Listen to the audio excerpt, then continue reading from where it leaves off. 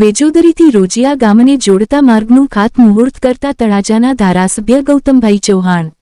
તળાજા તાલુકાના વિજોદરી ગામથી રોજિયા ગામને જોડતા માર્ગનું આજે ખાતમુહૂર્ત કરવામાં આવ્યું હતું.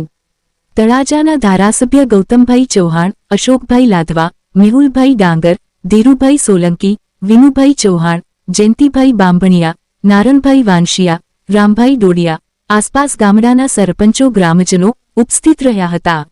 રિપોર્ટર મનસુખભાઈ બારૈયા.